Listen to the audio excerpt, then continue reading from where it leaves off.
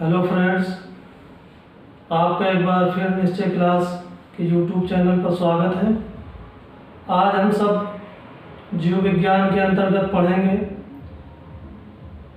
कोशिका क्या होती है और कितने प्रकार की होती है। तो आइए हम सब वीडियो को स्टार्ट करते हैं। सबसे पहले हम समझते हैं कोशिका को कि कोशिका किसे कहते हैं, कोशिका क्या होती है।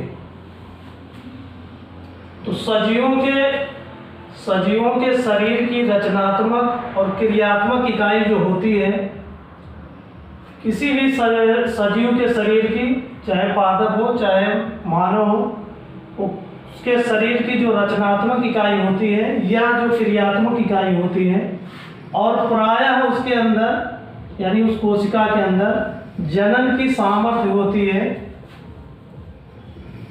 और ये विभिन्न प्रकार का वो छोटे से छोटा संगठित रूप होता है जिसमें वो सभी क्रियाएं होती हैं, जिन्हें सामूहिक रूप से हम जीवन कह सकते हैं।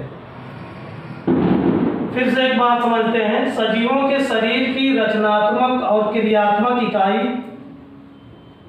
कोशिका है और प्रायः इसके अंदर स्वतः जनन की सामर्थ्य होती है।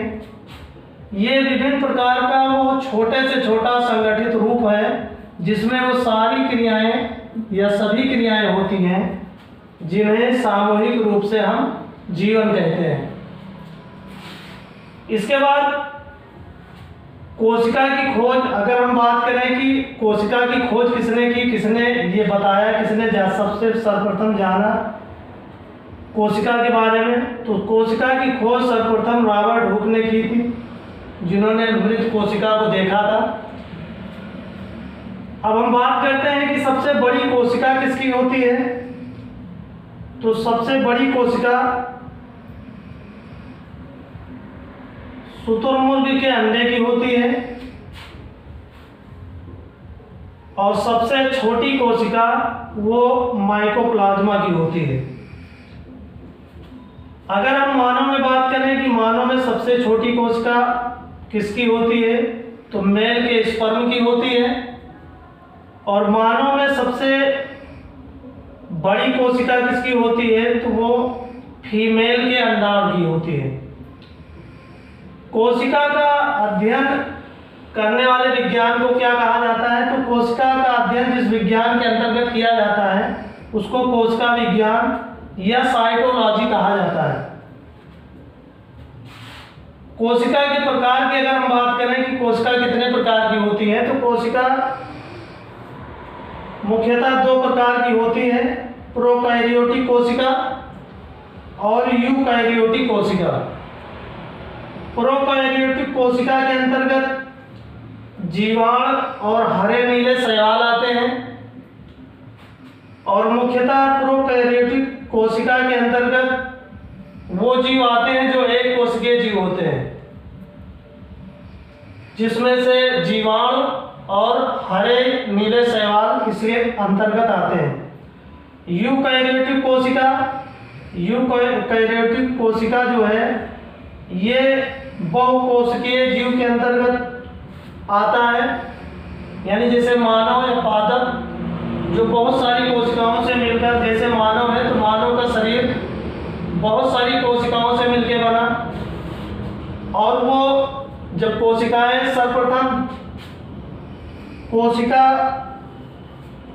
जब इकट्ठा हुई, बहुत सारी कोशिकाएं इकट्ठा हुई, तो उनसे फिर एक जो है ऊतक बना,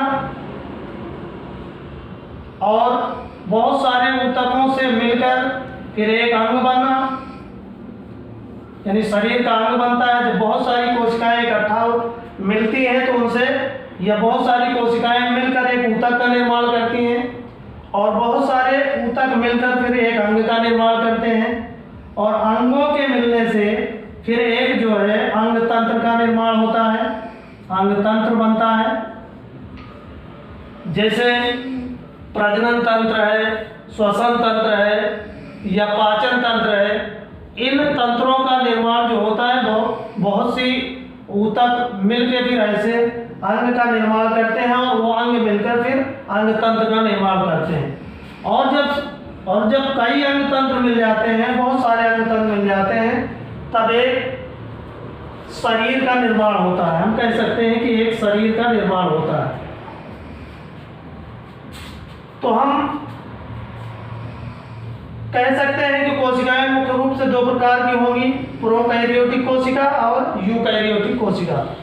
प्रोकैरियोटिक कोशिका के अंतर्गत सूक्ष्म जीव आते हैं, जैसे जीवाणु और नीले हरे शैवाल आते हैं इसके अंतर्गत। और यूकैरियोटिक कोशिका के अंदर बहुकोशिकीय जीव आते हैं, जैसे पादप हुआ या मानव हुआ। तो ये था कोशिका का अर्थ। कोशिका की खोज किसने की? सबसे बड़ी कोशिका कहाँ पाई जाती है, या सबसे छोटी कोशिका किसमें पाई जाती है? मानव में सबसे छोटी कोशिका कहाँ पाई जाती है, और मानव में सबसे बड़ी कोशिका कहाँ पाई जाती है? या कोशिका का अध्ययन करने वाले विज्ञान को क्या कहा जाता है, और कोशिका के कितने प्रकार होते हैं? तो हम कह सकते हैं कि कोशिका मुख्य रूप से 2 प्रकार की होती है, प्रोकैरियोटिक कोशिका और यूकैरियोटिक कोशिका। तो साथियों, आपको ये वीडियो कैसा लगा? लाइक करिए, कमेंट करिए और हमारे चैनल को सब्सक्राइब करिए, और साथ में बेल आइकन को प्रेस करिए ताकि हम कोई नया वीडियो डालें तो उसका नोटिफिकेशन आप तक पहुंच जाए। धन्यवाद।